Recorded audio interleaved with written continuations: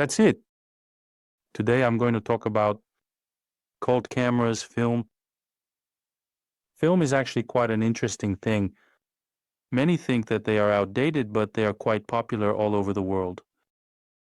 And right now, almost no one is producing film cameras. There is a demand for them, and people are looking for them in the Western market and trying to find what they like. I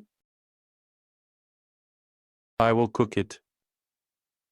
What a cult camera is, who they are, and what I recommend buying. If someone wants to give it a try, cult film cameras capture attention for their durability and aesthetic appeal so deeply that people are trying to buy them. They are long-lasting. People like how they look, how they take pictures, how they are used, and they have been popular. People like how they look, how they take pictures, how they are used, and they have been popular in the old days, and even now they are quite popular. They were popular in the old days, and even now they are quite popular. Right now, the demand is significantly high, and unfortunately, people are forced to pay more for them. And that's it. Here is the standard format, and these are 35 millimeters film cameras. Everyone knows 35 mm film, 36 frames, or 24. The standard format is a bit larger, which is the size of the film. The film was not 12 frames. The film size is larger. The films were not 12 frames. They are bigger, the pictures are cooler, more vibrant, and so on. These devices are more expensive. Let's start with my perspective. Well, the more historical one, film cameras, it's like, that's not necessary. This is the biggest kind of compact camera, the Leica M6. From 35 mm cameras, this is the most expensive. I don't have the M6, I have the MP. I ended up wanting to get the MP. They are still being produced, and you can get a new one now. It's just that it's a lot, like 5,000 euros. MP stands for manual perfection. The camera is completely manual, mechanical, and operates in units. I operate the exposure meter. Barracks, I experiment and operate the Barkeys. Let's talk about this device. Yes, barracks. You only need it to. The camera likes to be in front of it.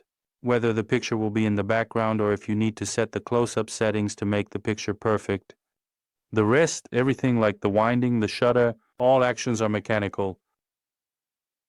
And for a lot of photographers, mechanics, however, are considered a bit better than electronics because they are more reliable. If something breaks, with mechanical parts, you can just get a replacement, unlike with an electronic board. So, mechanics are always considered a plus. And the golden device is the M6. Time is expensive because the demand is high. And it's not that I'm producing. I feel the quality of my cameras. There are many stories that Grandpa pulls out his 20-year-old collection from the attic. Well, of course, he already works with time. Just send it to service, they replace some parts, and time is time. It's small, light, a rangefinder. Whoa, camera. So she's not a spinner mechanism, she's small. You can see here that Optia has one spool mechanism, here it doesn't, so she's smaller. And a lot of historical popular pictures have been taken specifically with rangefinder cameras by very famous photographers around the world. As they say, electronics disappoint more often than mechanics. Well, I managed to buy the F2 for 200 euros without a lens, which is already a pretty good deal. The downsides can be considered that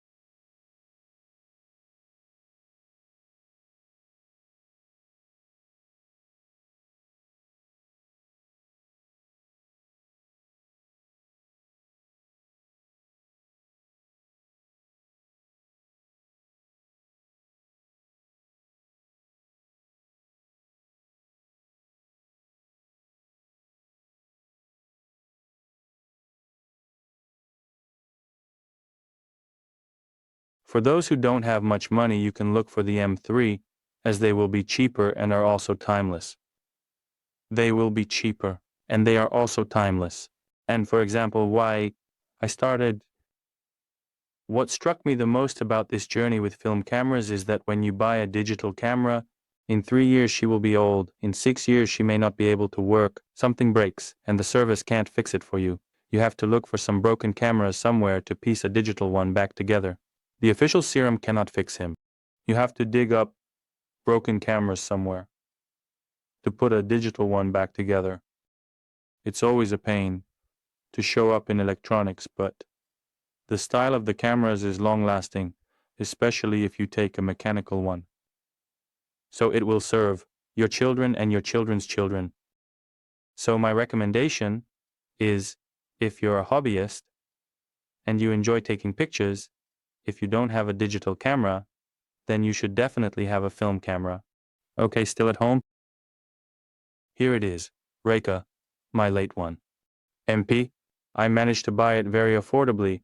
I would recommend the M6, and if you have less money, go for the M4. And you can find them on eBay for very good prices. But here is the most valuable of the film cameras, Sensuum. Next, let's talk about Nikon.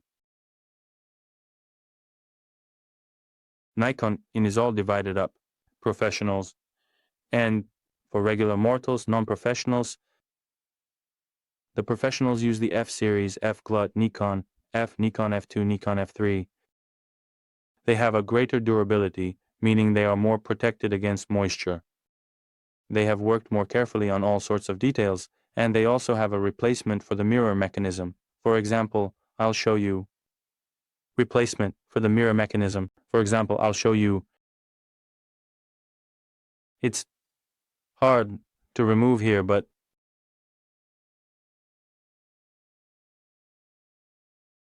for professionals, it was important to have this mirror mechanism and the ability to experiment so they could change it. For example, for 1 year, a new part comes out, you just put it on, and it could work better here. Sochi, the camera itself, it changed less frequently, so this was considered a cool feature, which was necessary for professionals. Therefore, the professional's place is with the E cameras, and the FM and FE were considered. That's why in a semi-professional camera, you can see this part, which no longer works for it, and therefore the camera, it's smaller, easier. Yes, the S and F2 were F2.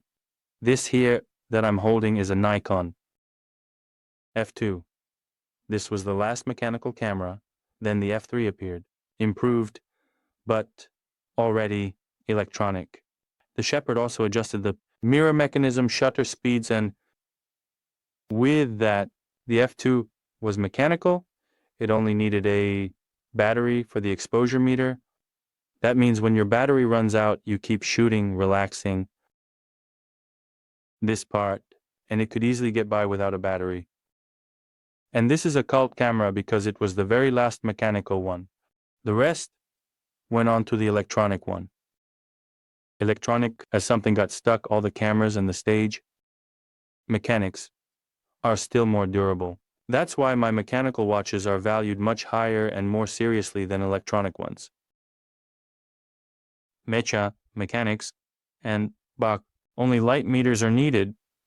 The Bachi lands to keep snapping pictures, all cool in the moonlit forest, and just snaps away aimlessly. This one already has a Bachi that operates the shutter, so when the Bachi lands, it can only shoot in one mode. 1.15 seconds. Shutter speed is mechanical when the Bachi lands. But what is this for? He wants the auto mode and shutter speed. The Bachi suggests to you what to shoot so you can take the picture faster.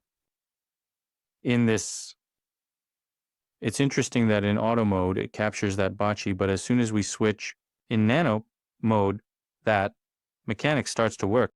They kind of combine the features of these two Blanchops into one. He still really likes it. Very cool background, but it's a bit low. I believe that to keep the half frame in check, you need to hold it steady So let's talk more about the FM and FE2. They range from 200 to 300 euros without a lens. You can also highlight SSI. As I mentioned, the FM is different in that it has everything mechanical, but what I don't like about it, for example, if something happens, if something is happening, then you need to quickly snap a picture. The action, so here is that kind of action. You bring it to your eyes, pull it back like cadre, and then it lights up like this. On the little screen, like plus and moon, it means that the picture will be overexposed or underexposed. He will be about the exposure, and you need to adjust this to the shutter speed. Depending on the light, it shows you at 0, and then your next step will be to raise it. You also need to catch it, but these two actions really slow you down. It will be about the exposure, and you need to adjust this to the shutter speed quickly, depending on the light. It shows you at 0, and then your next step will be to raise it. I also need to catch it, but these two actions really slow me down. You can lose it. All of this, and if you do it very quickly, you can lose 3 seconds. 3, 4. If you're in a hurry, 2 seconds. If you're slow, even 6, and that means there's some quick action happening. It happens to you in a snap. With this camera, you could lose your shot. So for street art photography, you can capture some shots, but it's a bit tricky. And I think that's why it's, in my opinion, more affordable. There is FN. Without a number, FM1 is capable, but if you look for it, it's nothing like the Nikon FM. That's the previous series. A bigger difference, that their maximum shutter speed is amazing, 1000 for that. FM2 in the series, or 4000, it means that with bright lenses, you can try to take a portrait without any filters at f1.4 or f1.2 in natural light. With the FM1 series, it's harder because you'll have to adjust the aperture tightly. You can't get that nice little blouse and block it. Of course, you can use filters and work around it, but that's the biggest difference. And if you don't have any money, my suggestion is to go for the FE1 or the FN1. It will cost around 100 euros. Without a lens, it can be even cheaper. My favorite is still the FE series, because in A mode, it can set the shutter speed itself as needed. And then when you focus, you just need to adjust the aperture, and it will only focus for you. When it comes to all the FATA settings, if you shoot with large apertures like f16 or f22, you can already determine some kind of aperture beforehand. Who will be the name, and with that you just need to adjust it and snap a shot. You can't do that with FM, because you have to adjust the exposure, in my opinion, to what the camera suggests for you. So what I like better about Fezer is that you can automate it all and take pictures very quickly. Here, my everyday camera is fed, so I don't have to worry about carrying it around every day. If you're in a hurry, you can just snap away. They also don't carry the FM3 around, but the FE, if it's quite affordable and handy, if you're in a hurry, you can just snap away. They also don't carry the FM3 around, but the FE, if it's quite cheap and handy. Don't forget, pay attention, it's cheap, relatively speaking. Also, and yes, and this one, for example, we bought a lens for 80 euros. Of course, I bought the lens for 30-50 euros for those wishes. A cool lens can be bought at the Apparata brand. And I've been looking at which of us can afford to shoot one roll of film a month, and that will be meditative. I've been looking at films. Meditative. I've been looking at films? It's a meditative process when you think that you analyze a lot more, you press the shutter, and before that you think about it a bit longer, so that it really resonates, it's worth it. Here you should show the film. I recommend F1 or F2, but now I went through those Nikon cult cameras and talked about them. Next, the medium format is more intended for art enthusiasts, not just for regular film. It's for nature, portraits, where quality and detail in the images are essential.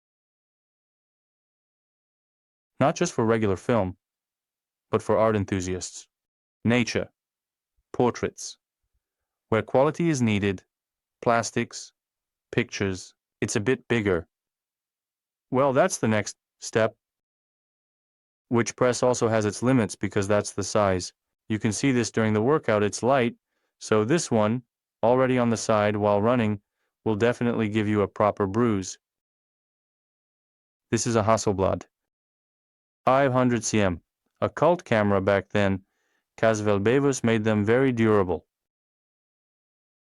It won't break and lasts a very long time. This is a phosphor camera. The only downside is that it's a bit tricky to use. All sorts of nuances, little details that you can forget over time.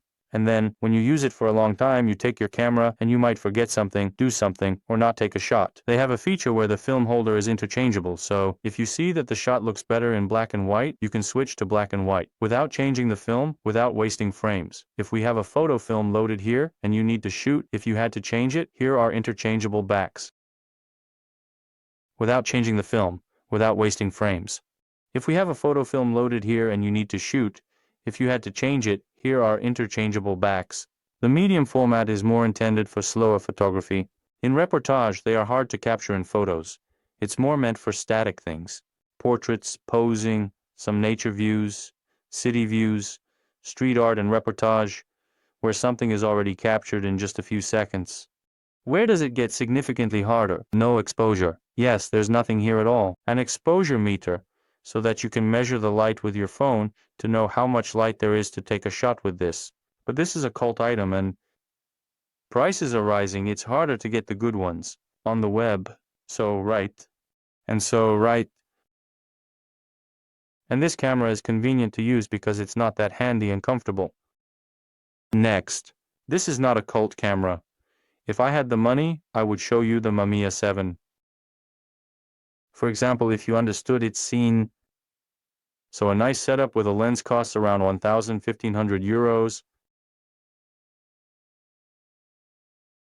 This is an alternative to the Mamiya 7. The Mamiya 7 costs around 2,000 euros. That's 2,000 euros for the lenses. I had the chance to buy this alternative brand new, completely in the box, unopened, with a good price and also a warranty. And I don't love this anymore. This is it. Fujifilm GF670. I liked him better functionally, because he has a lot of space, and when you fold him up, he takes up quite a bit of space. As you can see, the medium format is large, cumbersome, and heavy. So this is the smallest medium format, which is very convenient to carry around.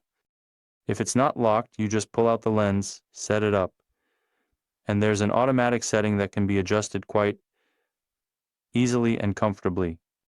It became bigger, a bit more cumbersome, but Mamiya was making really good devices at that time. He is energetic, and it's really something.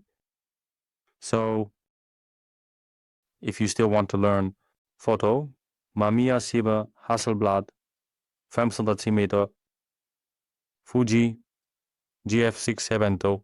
There's more. This one is very similar to the Bisa in the end. There's something like 64 or 67 similar. This is very mistake if that's how you learn. Photo, it's no longer about reporting. It's harder to do that in everyday life. Well, here it is. Not with those who like ideas in forms and want something more versatile. So I would recommend it's the Mamiya 6, an older model than the Mamiya 7. Here, film, the magic of film. I believe that film still has a more vibrant quality than digital. Of course, megapixels and dynamic range have surpassed film, but there's a certain charm, character, and atmosphere to it. I think film is even better about digital and film. That's why for everyday series of photos, I like to use a film camera and you don't feel sorry about it. You can get a camera worth 100 euros that will work with plot frames. It already scans your digital files better than a digital camera, which costs 1,000 euros. That's why I recommend it to anyone who's learning to take photos. Do you want to learn? If you don't have 100 euros, don't buy the Zamara, not even for 10-15 euros. I understand that it's very similar, but the camera won't be as reliable as it has been for so long. You won't be able to pass it on to the kids. Here, shoot with film, I believe, someone can afford it per month. To shoot one roll of film.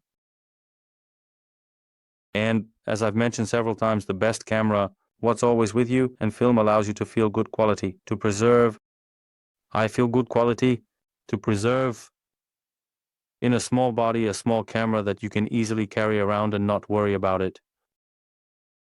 Thank you very much for your attention. Sign up and ask your questions in the comments.